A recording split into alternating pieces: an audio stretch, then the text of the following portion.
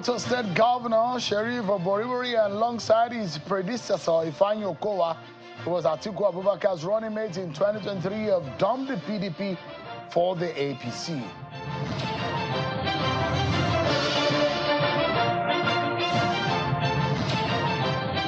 And President Bola Tinubu has held meetings with the NSA alongside some heads of intelligence agencies.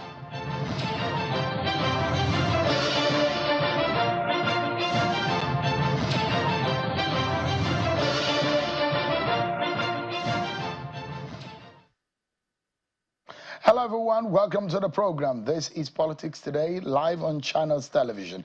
I'm Shonwa Kimalo here in Abuja. Let's tell you that President Bola Tinubu has met some of the heads of security agencies, which includes the National Security Advisor and heads of the NIA and the DSS. The meeting held behind closed door in the residence of the president in the Aso Rock Villa. The meeting began just later in the late afternoon, and about talking about how the president hoped to meet and convene with the security head on the rising killings in Plateau, Benue, and other parts of the country, and ways to resolving some of what has become a major challenge security-wise.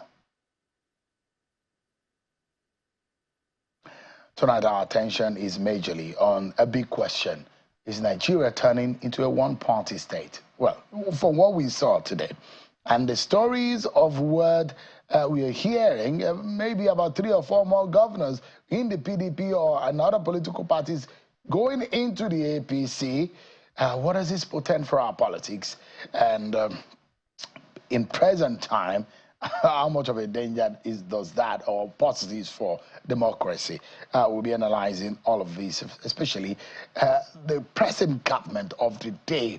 Would they say they've done well for the Nigerian people to have attracted the kind of politicians that are coming into the party? We'll be analyzing all of that for you tonight. But before we get started, let's check out some of the political roundup stories.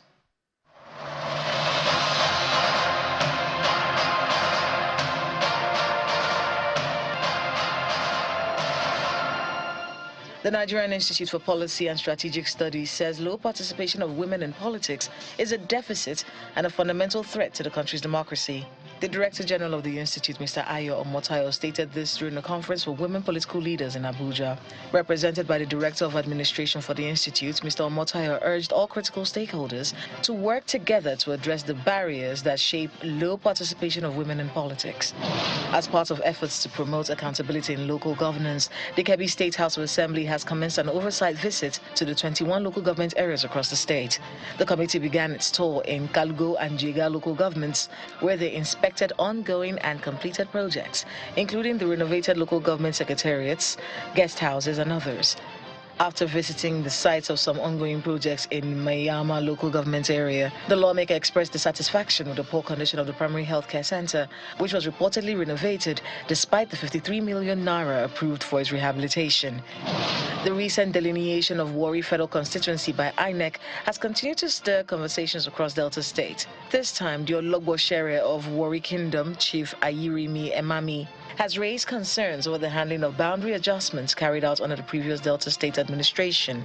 He has now taken his appeal to the federal government through the Office of the National Security Advisor, calling for a fair assessment of the exercise.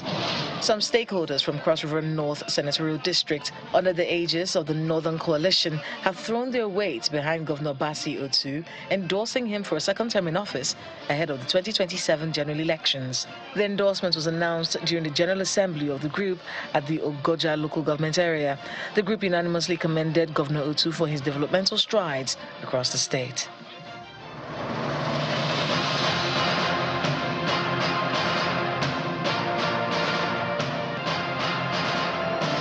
Thank you so much, everyone, for watching the political roundup, and hope that you are now up to speed. Let's tell you what happened today in Asaba. What a day it's been in our politics. There are those who say, well, there's nothing new about that. But there are those who say, this is a major move politically, which portends a lot of things. So what we saw today was the Delta State Governor, Sheriff Oboriwori, and his deputy, Monday Onyeme, have dumped the People's Democratic Party, APC, for the All Progressives Congress. We saw that the governor of Oboriwori moved to the APC along with his predecessor, who was a running mate of Atiku Abubakar of the PDP in the 2023 presidential election, Dr. Ifeanyi Okowa. After the consultation, there were different consultations. The first one was with the leaders of the party. And after their meeting, this was what they resolved. Take a listen to them. If you look well, the current PDP state chairman is here. He was in the meeting. The governor of the state was in the meeting. The deputy governor was in the meeting. The Right Honorable Speaker of the House of Assembly was in the meeting. The immediate past governor of Delta State, who ran as vice presidential candidate of the party, was in the meeting. National Assembly members, both serving and non-serving, who are still members of the party, were in the meeting.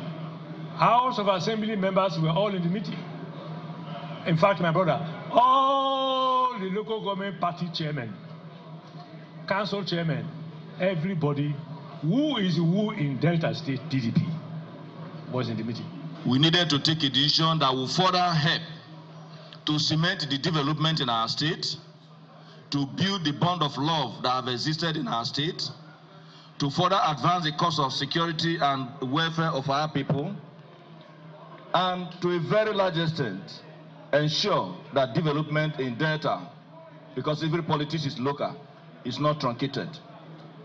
And in taking that decision, we came to the inevitable conclusion that moving out of the PDP is very, very necessary for us to be able to collaborate with our kith and kin and build that state that every Delta will be proud of. All right, that was a position after the leaders met. Afterwards, there was a meeting, another meeting, which the governor, Sheriff Oboriwori, held with local government chairmen and leaders of the local government chairmen. So after the meeting, the governor emerged from the meeting, and when he was coming out of the meeting, journalists were waiting to whether or not he was going to speak with them. But this was Governor Oboriwori's reactions or what he had to say. Fine, Your Excellency. Fine. You want to hear from me? Yes, Your Excellency. You will hear from me on Monday. Okay. I just briefed my council chairman, the 25 local government. They said we are waiting. Where Sheriff go? Where Sheriff go? We are all certified. Where Sheriff go? We go.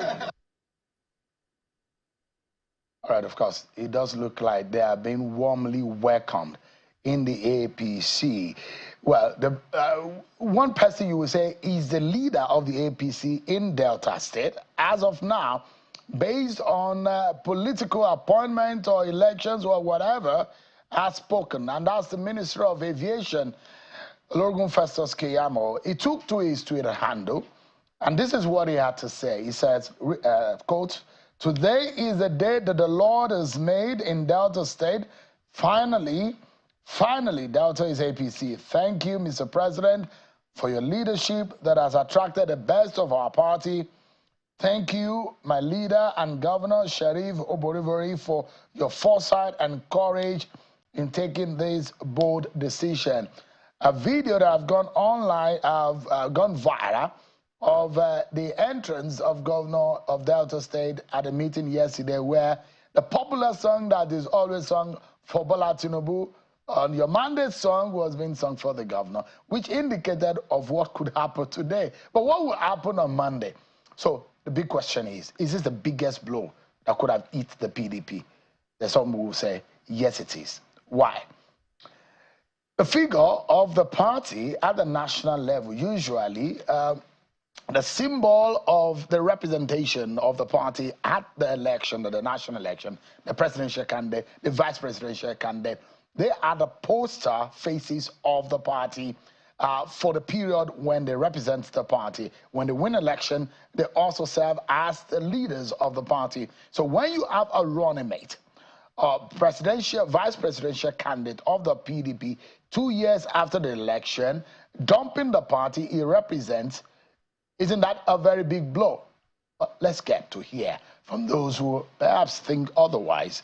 And I will be getting also reaction from the leaders of the APC, whether or not they want to turn the nation into a one-party state. Senator Basiru Ajibala is here with me in the studio, but for a moment, let me speak with my guest on virtually, who I don't want to lose him because of issues of internet and technology. Chief Dele Momodu, he was an advisor to Atiku Abubakar in the 2023 presidential election, and himself had also been on the ballot for a presidential election. Chief Dele Momodu, thank you so much indeed for joining us tonight. Good evening, Sheung. For those who think this is not a slap on the face of your party, but this is a blow to your party, and Ifeanyi Okowa, a sitting governor, and all of the establishment, I could see Ndudi Elumelu, see Senator James Manager, and all the local government leaders in the PDP in Delta State, the leaders of the party at the state level, all of them saying where Sheriff goes, they go. Isn't this perhaps the biggest that has hit the party since the aftermath of the 2023 presidential election? Well, I'm a very good student of Nigeria's political history. So nothing can surprise me about our politicians. The history of Nigerian politics is replete with stories of defections. When you talk about our leader, Okowa, joining APC, I'm not surprised. He's been under serious harassment in recent time. And don't forget that in 1993, one of the first people to dump Chief Moshood Abiola was Baba Gana Kingibe, who was his running mate. So it's nothing new. What will surprise me is if President Bola Ahmed Tinubu believes that people are joining APC because they love him or because he's doing so fantastically well. What people are doing now is a game of survival. Gone are the days when we used to boast that to go to prison makes us a martyr. Gone are the days when we admire the likes of Nelson Mandela, Jomo Kenyatta, MKO Abiola, Chief Awolowo, all of them for going to detention. These days, nobody wants to go to detention. Everybody wants to be at home to enjoy whatever money they have made in politics. So if you see people today, name one of them who has not been harassed at different times by either EFCC, ICPC, or Special Fraud Unit, or any of the agencies. So for me, it is clear that this government strategy is a carrot and stick. If we can't persuade you, we can force you. And I think force is working for now. But in politics, anything can change in 24 hours. I remember in those days when I was growing up, during the Awolowo time, and they used to sing, Boroju mi o, inu mi demo. If you see my face, you cannot see my stomach. My advice to Asiwaju is that you should not trust these politicians. Right now, everybody can see that he is determined to have a second term, but God gave him the first time, not through coercion. So I don't know why he now believes that we get second term only via coercion. Chief Mamadou, is it fair? Just a minute. My advice to him is simply that he should uphold our democratic tenets. He should not turn Nigeria into a dictatorship. It was on your program in October 2022 when I warned about the possibilities ahead of us in Nigeria. And now it's playing out before our very eyes. My advice is no matter what happens, you can fail in everything. You are a pro-democracy man before you became president. Please allow democracy to breathe in Nigeria. If you don't, I can bet my life that later in life, it will be regrettable. I won't say more than that. Now, let me ask, would it be fair to say the decision of some of these people are based on coercion? Do they look like people who are being coerced? You know a lot, and you move around a lot of your colleagues who are in the political space. Would you say these people were coerced? Is it fair to say that?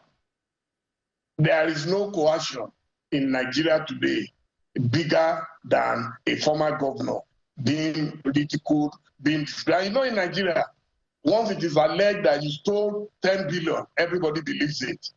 And we've warned in the past. In fact, under Nuhu Ribadu, I remember writing an open letter to Nuhu Ribadu when he was in EFCC, that it's unfair to criminalize people on the pages of newspapers, because if tomorrow they are found innocent, how are you going to clean up the damage you've already done to them? So today, everybody is scared. If the governor is not directly affected because they have immunity, their godfathers are being harassed. So their godfathers must be protected. The game is clear. It's nothing new. We've seen it before, and it is replaying itself. But I am repeating it. Democracy must be democracy. The moment a leader decides that he wants everybody to move, look at Abacha. Everybody declared for Abacha at the point. Everybody declared. But what was the end of it? So I am saying it again and again that it's either we want democracy or we don't want democracy. Some of us suffered for it. Tinubu was one of us. He was a major player. And when everybody was even dumping our party that time during the Obasanjo time, he stood firm. And that's what turned him into a hero. Everything I'm doing today, I copied from Tinubu himself, because he was the one who told us that, yes, we must fight against dictatorship. And so he cannot abandon that fight and then say we have no right to continue. So a few of us, even if it is one or two, we will continue to tell him the truth, that what is going on in Nigeria today is a disaster. And if you remember the MPN in those days, they won an election in 1983, which they call moonslide. We moved from landslide to moonslide. But where is MPN today? So you will see what will become of APC later. What was done in Lagos is now being replicated at the national level. And that is why you see everybody. In fact, I will not be surprised if tomorrow, if INEC declares that they have joined APC. I will not be surprised. The way that we are going now, everybody, so we will complete it at that stage. Now, give us an understanding how President Tinubu is to be blamed.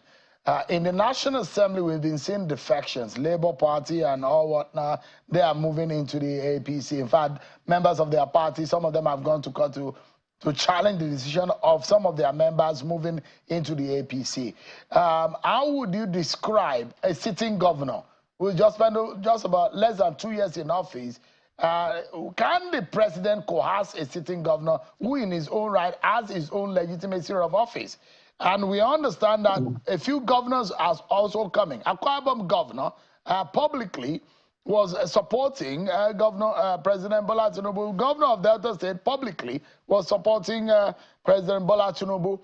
I mean, is it a blame of the PDP? Because the party seems not to have found his own self and his own character in the last few years, and is really, really in trouble at the moment. Is it that to blame, or you blame someone who sits in the Aso Villa for coercion of people who are adults and they have minds of their own? APC is in more trouble than any other party in Nigeria. The only thing binding APC together today is the fact that they have a lot of matches to distribute. But they have problems.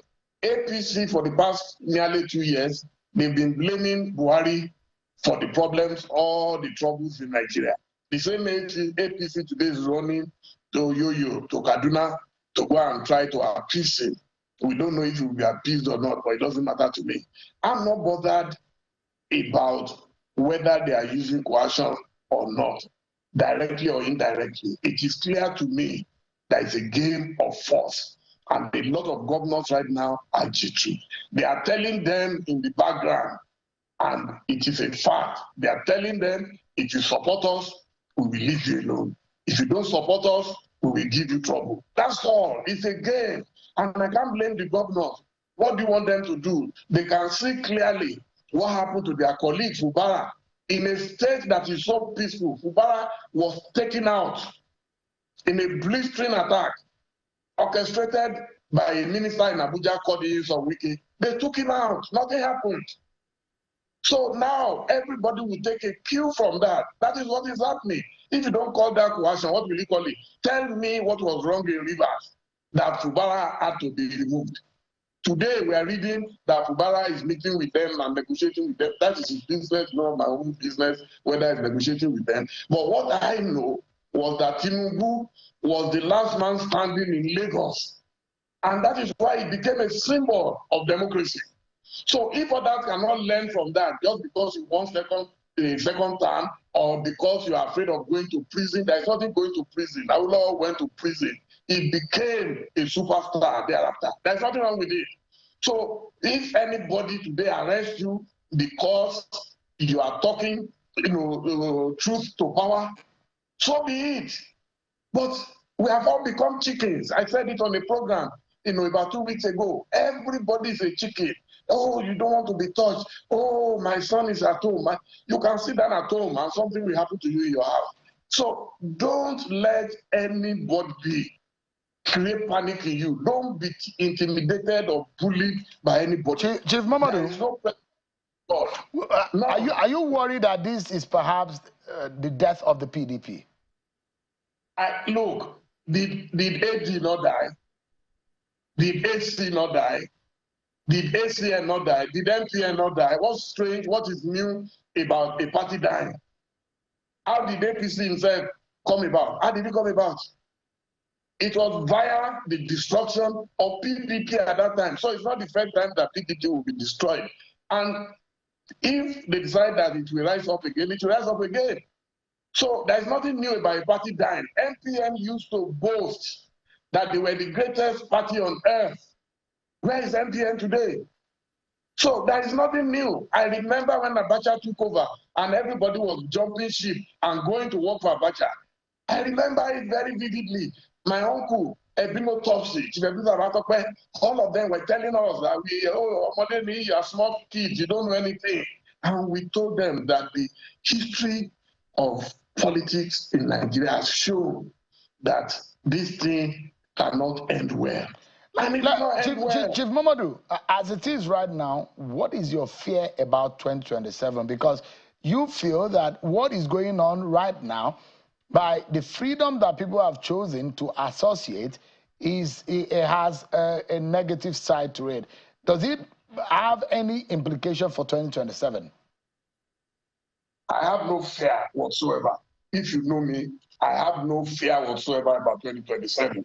In fact, what this has assured me is that history will rise up to the challenge, is that people are going to rise up and resist this attempt to foster another kind of military dictatorship on Nigeria.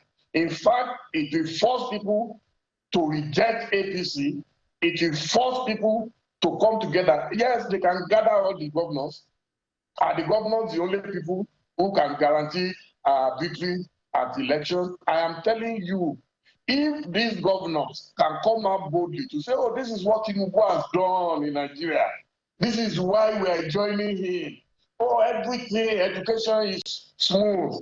Oh, electricity, we now have electricity, we have water, we have good health, we have everything. Then it will be easy for us to say, okay, maybe we should join this man.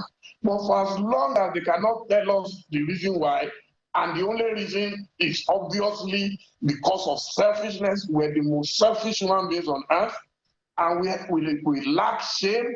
People just lack shame. Because if you have shame, you will at least wait. This government has not even done its midterm.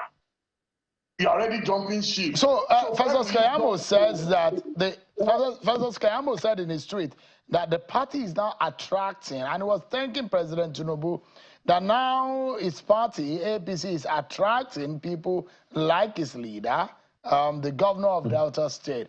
How do you react to that? Look, my big brother, okay, the former, what do you call it, Adam Tushomole, okay, who was an activist himself, once said that once you join APC, all your sins are forgiven. That is what is happening. There is nothing new. What do I expect Festus to say? That is his party. That is where today he is a minister. So do I expect him to criticize? No. That is why freedom is the greatest thing a man can possess. Once you have freedom, then you are able to assess things very, very dispassionately. I am telling you, I'm as objective as they can. I am not bothered at all what they will do in 2027. Only God knows tomorrow. But for those who know God, you will never know what is possible. I am telling you, they can permutate, they can arrange what we call arranging government. Let them do everything, but God already knows what will happen tomorrow. Any governor who, because of second term, has already jumped before midterm, what will he now do on the other side of this? Of the other term? So I mean, to wrap this up, to summarize the conversation, Chief Momodu, what I'm hearing, and when I tell people that I'm hearing things, they always wonder where I hear them from. But having been on this job for this long, sometimes some of us hear these things and they are like prophecy and they happen. One of your closest friends, who is also a governor, we understand also my move. He's coming right home. He's getting so close to you, Chief Momodu. If that happens, would you have a change of mind about what is going on? Is he also going to be coerced if he does? No, if he joins them, he will have his reasons for joining them. But that has nothing to do with me. That's why, because you don't know me. If I would have joined anybody blindly with Tinubu because of our closeness, you know, when we were fighting for this democracy. But since he has moved on, he has derailed from that path. So we, his disciples at that time, have decided to continue. And we shall continue to oppose any form of dictatorship, even if by word of mouth alone. I'm happy, because that is what freedom is all about. I want to exercise my freedom. I want to enjoy that freedom. And we will continue to tell the world that what they are doing is wrong. It does not matter who joins them. If my friend decides to join them tomorrow, I'll call for him and say, hey, my brother, sorry, they got you finally. It's a pity. But what can he do? He alone cannot do much, and he has people also within the political family who will talk to him and advise him that don't let these people destroy your ambition or destroy your future. That's what happens in politics. I understand it perfectly. But I'm talking as a freeborn today, as a free man, that what is going on in Nigeria is dangerous for our democracy. So does it give paid to the fact that those who say this is a straw, it will be a straw for Bola Tinubu in 2027? And the APC? No, that is the mistake you are making. I remember a friend when we were in exile. I don't want to mention his name. He's a very famous writer. One day he collapsed while thinking about Abacha. He was at Brixton Station. He collapsed. The last thing he said before he collapsed, Abacha will reign forever. Did Abacha reign forever? Look, anybody who does not know God, Nigerians are behaving like godless and ungodly people. They are behaving as if it is by their power that they breathe today. And they go to mosque, they go to church, and they cannot even think for one, just spend 1 minute to remember what God is capable of doing in their lives. Nobody who has gotten this far can boast that tomorrow I will continue to hold sway in Nigeria. Right. So for me, I wish Nigeria the best of luck in this season of harmony. Thank you, Chief Okibaloye. Chief Dele Momodu, a former presidential candidate and publisher, journalist. Chief Momodu C. calls himself a journalist when he was. I am. He's a big man journalist. I'm in my office. Thank you so much. I appreciate your time. Appreciate it. Thank you, Joe. Yeah. Thank you. Let's get at the very top of the PDP, APC leadership. Let's get to hear how they are receiving what has become a major entrant into their party. APC National Secretary, Senator Ajibola Basiru, is my guest here in the studio. Thanks so much, Senator, for joining us. Yeah, good evening, Sean. What a day it's been for your party. Have you been officially informed about Governor Voribori and Senator Fanyokoa's decamping into your party? I think I've spoken at least twice with Governor Sheriff today. And of course, some of our prominent leaders are both within the APC and PDP in Delta today. Our party is a party of serious organization. I left my office for this place. And after this interview, I'll go back to my office. We take political organization, mobilization, and sensitization to be very serious. And of course, our party has already issued a statement to welcome not only Governor Sheriff, but the entire former PDP structure, including the former vice presidential candidate of the PDP, the deputy governor, the 25 local government chairmen, the House of Assembly members, and of course, former and present members of National Assembly, including Senator James Manager, to the APC. And just as he has said on Monday at the pavilion in Delta, you see that as far as we are concerned, Delta is already locked down for the APC. Are you worried about the feelers that your party and this government is turning Nigeria into a one-party state? How can we turn Nigeria into a one-party state? The country is not our making. The policies of the country is not our making.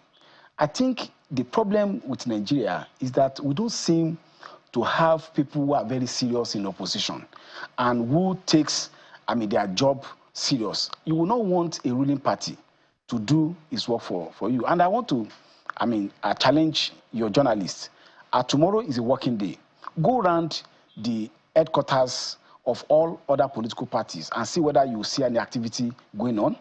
One of the cardinal policies of our party when the leadership of Dr. Abdullahi Ganduje took over is that we want to have a functionally efficient party structure in every ward, local government, and state in Nigeria. And that we are doing. We cannot do the work of opposition for them. When we were in opposition, Asiwaju Bola Ahmed Tinubu, for instance, in the Southwest, was the only surviving governor after the 2003 election. Even with what somebody was saying about harassment, the now NSA said that then Governor Bola Tinubu was the most investigated governor by the EFCC. After he left government, he was here in Abuja, arraigned before the Code of Conduct tribunal, and he went through a whole trial in that place. He did not abandon the ship. Rather, we were moving from one state to the other, try to expand the scope of our activity. But the allegation, Senator, the allegation is that your party is using the power of state and security agencies to hound opposition voices. Is that a democracy that you are glad to operate? You see, Amika Cabral said that tell no lie, claim no is a victory. When you are, as an opposition party, you begin to lie to yourself as to what is wrong with your party and laying the blame on what did not exist. I'll give you some factual background to show that it's a lame excuse to talk about harassment. Before today, at least 15 members of the House of Rep from Labour, SDP, PDP, NNPP are decamped to the APC. Some of them are first-timer. Do they even have any problem with the FCC? Have they even served for 2 years? And 3 senators, including the late Ifa Yuba, had also decamped to the APC. Today, Honorable Wole Oke from Uriadi Obokun constituency has also decamped. All these people, do they have any problem with EFCC or ICPC? It's not a case of harassment. No, Senator Ifeanyi It's a case. Is being investigated. He's not the only person. Senator James Manager, that was the spokesperson. Does he have any problem? All the members of the House of Assembly. Ifeanyi Okowa will be perhaps the leader of the party in the state. Even last 2 weeks ago, I was in Delta. I was in Agbo when the Delta Unity Group led by the chairman of NDDC, including the daughter of former Governor James Ibori, they come to the APC. You think the old upla they're making, maybe because they know the importance of Delta to the opposition party. But as a political party, I must first and foremost give credence to the sagacity of not only the president, but the Progressive Governors Forum and the leadership of the National Working Committee of our party. We go around. We are like Jehovah's Witness. Apology to those who belong to that religious organization. Go around and proselytize our own party, irrespective of whether nooks and crannies. I can't remember my schedule in a week. I was telling somebody last week when I was in Osun that within a space of 72 hours, I had been in 6 states. From Abuja to Kaduna, Kaduna to Benin City to Agbo, Agbo to Oguachiuku, then back to Benin, then Lagos, then Osun. How many party bureaucrats, how many political party in Nigeria is doing such kind of work, putting industry to solidify? So I will not take claim. If there are no covert and overt hounding of opposition voices, what would you say then is attracting people to your party? There must be some magical powers. I'm talking of mobilization. I've told you, you need to engage people and let them see why they should come. The question to is, the property. And I will give you a performing party? Because in almost 2 years, Senator, there are those who will say that your party has failed Nigerians and they have been woeful in your performance in delivering the promises that you gave to the nation. So what else is now attracting people to your party? Democracy is about heterogeneity of ideas. In fact, anybody, just like the previous speaker said, can play a Tuesdays scenario. For those who can see the good work that our president is doing, they easily get to our side. And the former president, Goodluck Jonathan, made a comment, I think about some few days ago, when he said that he doesn't see any difficulty in President Bola Tinubu getting second term, because the governors and the other state actors, they can see that the states are best positioned to deliver on good government to them. The chairman of the Progressive Governors Forum, when we held our NEC meeting, said that the allocation to the state, because of the reform policies of President Bola Tinubu, are tripled. Just last allocation, 1.65 trillion was distributed along to the state. When in the equivalent period, they used to distribute just 500 billion. So when you have governors who now have respite from taking loans to be able to pursue developmental activity, who have respite from not taking loans to be able to pay salaries and allowances, and then coming to join the government to be able to do Senator, so. This allusion that I'm going to make, you will understand it better. When men are falling over themselves or for a beautiful bride, people will say it's for the beauty. The ugly bride, what happens when men are falling over? The question is that why would people be falling over themselves for your party? It could be a voodoo politics that you are playing, isn't it? I'm a Muslim. I don't believe in voodoo. And I also believe, just as I told you, Amika Cabra said, tell no lie, claim no fiction. What you see today are serious, outcome of serious efforts. If many Nigerians describe your party as a failed party, based on your promises to the Nigerian people, will failure be attracting any kind of attraction that we're seeing? It shows that the premise upon the analysis is also wrong.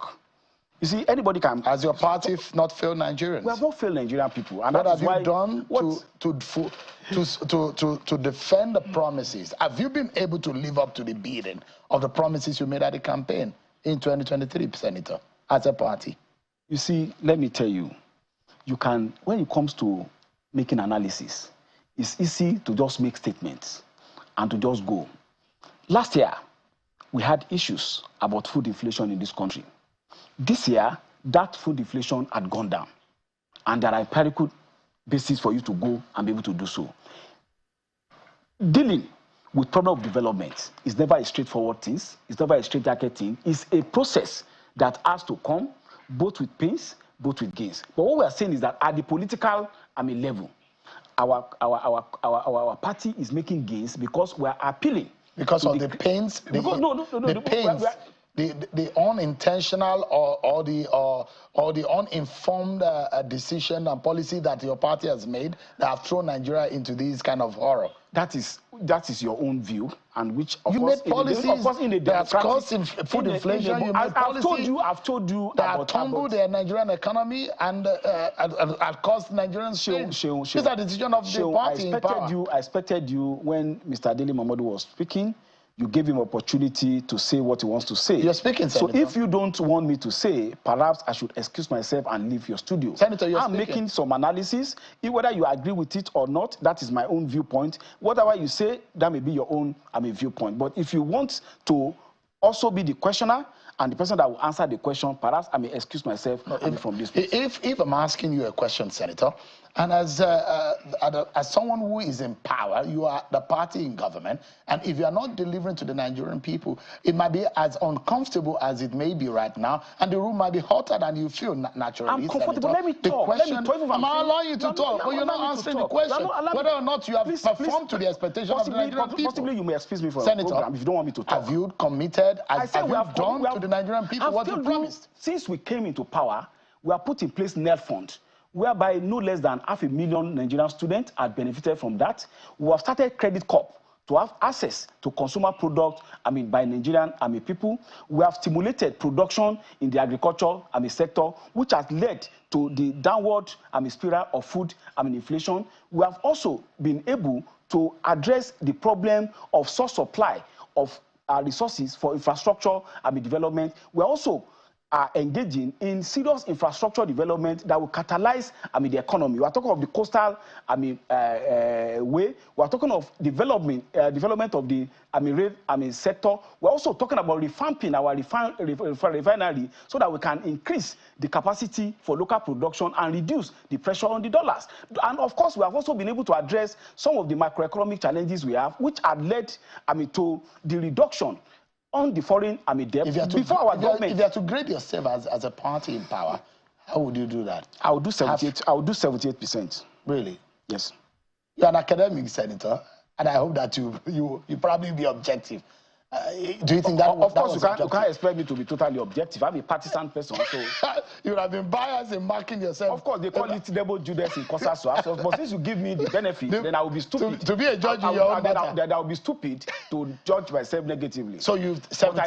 I know 78%. That's what you give your party. In terms of what we have been able to do. Yes. Do you think that Nigerian people will agree? The people of Osogbo, have you conducted census? No, I'm asking a question. Do you think that the Nigerian people will agree with you? Who are the Nigerian people? Am I no Nigerian people? Am I a Ghanaian? But you're a man in the party in the power. You see the assumption that some of us elite make is that we assume that what we think in the inner recess of our room is what actually go around with the member of the public. Go to the farms and go and ask those who are now benefiting from the agricultural policy of this administration, and they are now making good returns on the agricultural investment, and talk about whether our party is accepted or not accepted. The people of Osogbo too, who are watching, who are directly your people, they will be wondering. I stay there regularly. All right, stay with me, Senator, because we're not done yet. We'll go on a break, and I will be getting some of my final questions to Senator Ajibola Basiru. But again, one man that has spoken against the APC, that has spoken for Atiku Abubakar, that represented the PDP, that spoke boldly on television and on this podium for the PDP, is one of whom who have followed his principal, Ifeanyi Okowa, and Sheriff Oborivori from the PDP to the APC. Charles Anelwu will be joining me next on the program. We'll be right back after this break, everyone. Join us again. Thank you so much, everyone, for staying with us. Senator Basiru Ajibola has been speaking with us, and I've since been joined by Charles Anelwu, Commissioner for Works in Delta State, who served as a spokesperson to the Atiku Ifeanyi Okowa presidential campaign in 2023. Himself also said his goodbyes to the PDP. But Senator, on a final note, if you were to tell Nigerians anything about those who believe that this is coercion and it's potent danger for our politics, what would you be telling them? I'll tell them that to talk about coercion, the person will not know Asiwaju Bola Ahmed Tinubu. I know him very well. I've known him since he was a governor. He will not coerce anybody. But two, assuming you're a governor today, and whether you're a first-term or second-term governor, as at the time Asiwaju Bola Ahmed Tinubu became president, you are going cap in hand to bank to be able to get, money to even pay salaries of your worker. And then suddenly, boom, with the removal of fuel subsidy, with the removal of the Naira subsidy, flotation of Naira, and then with infrastructure, fund, you suddenly, find it that you can easily pay your bills and then do infrastructure. Of course, it will be expedient for you to want that administration to continue. That, for me, is a more plausible reason for any governor that wants to, associate not only with the APC but with the New Hope agenda of President Bola Ahmed Tinubu, and not any form of coercion. Asiwaju will not coerce anybody. He's a Democrat to the heart. Senator Ajibola Basiru is the APC National Secretary. Thanks so much indeed for joining us tonight. Thank you, Seun. Thank you so much indeed. Let's switch gears now and speak with Charles Aniago. Charles, it's good to see you tonight. How difficult has it been for you in the last few days or hours? You spoke so boldly, audaciously for Atiku and Ifeanyi Okowa against the APC. Now you are one of those who announced your exit from the PDP. How difficult is that for you? Thank you very much. Good evening, Nigerians. Well, first of all, you must understand that in any democratic setting, one thing that's also quite certain is sometimes the need for change. Where I come from, we are very good in the production of palm wine, and we are told by our forefathers that once the taste of the wine changes, it is inevitable that the drinking pattern will also change. So I can tell you that when you take a look at our political development as a country today, you will see that very, very obviously that the taste of the palm wine have changed. And so changing the drinking pattern is something that has to happen, at least at some time. So it means that PDP is no longer as tasty as you professed, because you were telling Nigerians how terrible the APC was and how Nigerians should not vote for Bola Tinubu and the APC. All of a sudden, the palm wine and the trees started producing something as tasty as against your word in about 2 years ago. Is that the case, Charles?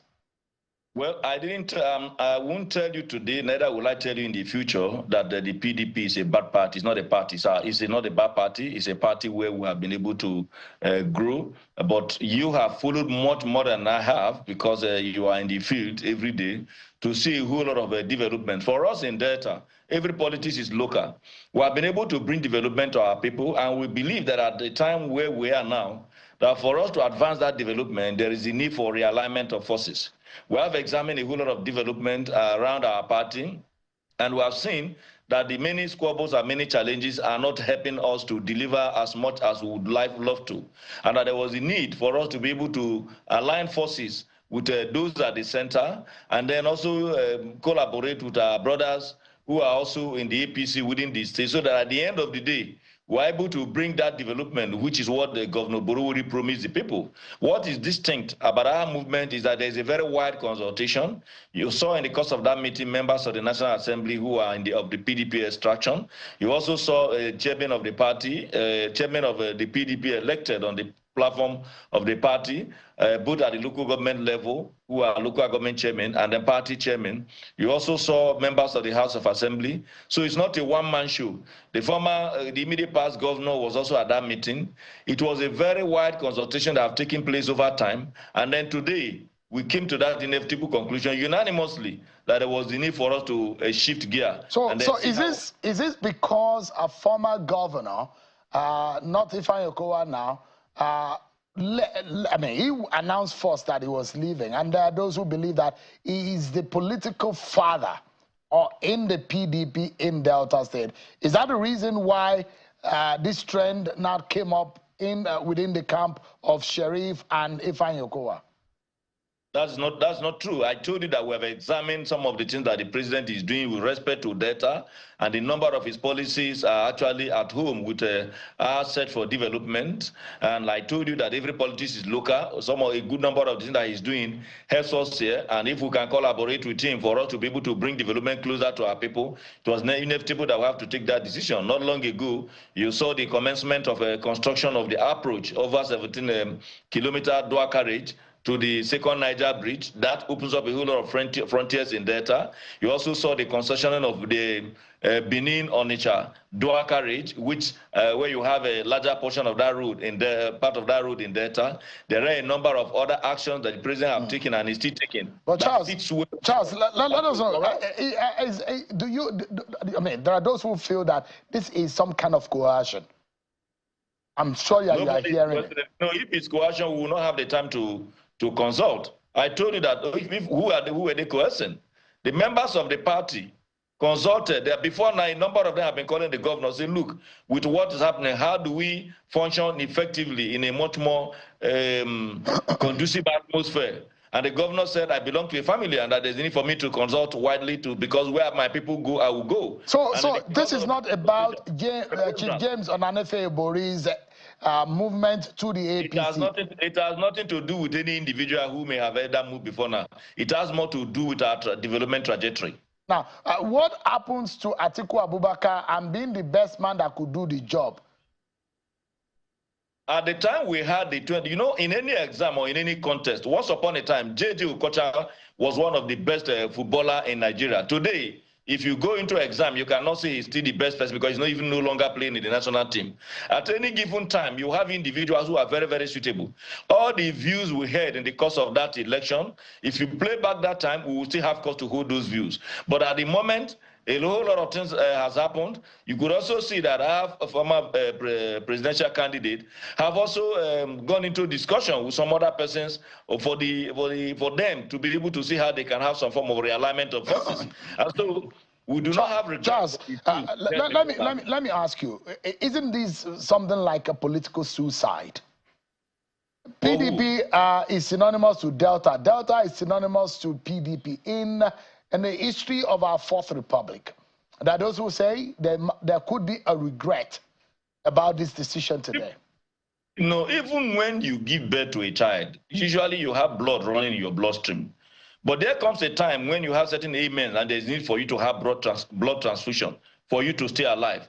Let me give you one instance. If you know the man, Elumelu, the banker, or Didi Elumelu, if you are not used to Tony Elumelu, once upon a time, their mother was involved in one particular accident where her leg was affected. And for a very long time, you know that they are family of means. They wanted to see how they can see to see that that foot is repaired so that they do not have to cost to amputate the leg. And after so much consultation, traveling from one place to the other, doctors in all the countries they went to told them that for the woman to survive, there was the need to amputate the feet so that she can stay alive. And they reluctantly agreed, amputated her feet. Today, their mother is almost 98 years, and she is living very, very healthily. So what it means is that there comes a time where you need to take a decision for the purpose of survival of your state and for the purpose of advancement. So this is about survival of you, the runners of PDP in Delta. This is about survival for you.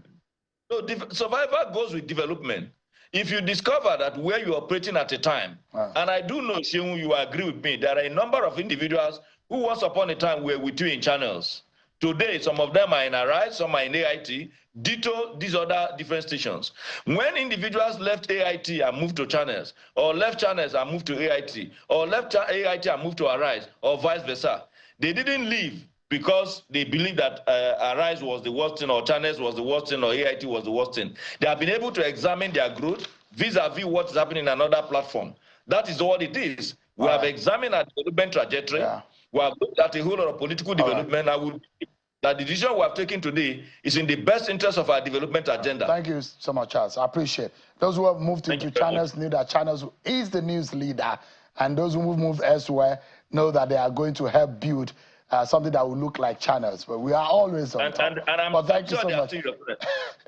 Charles, I was in AIT, so I understand what I'm talking about. But thank you so much indeed, Charles. Thank you very much. I appreciate you. Senator, thank you so much indeed. Well, that's our show for tonight, everyone. Many thanks for watching. I'm Sean Okimale. God bless Nigeria.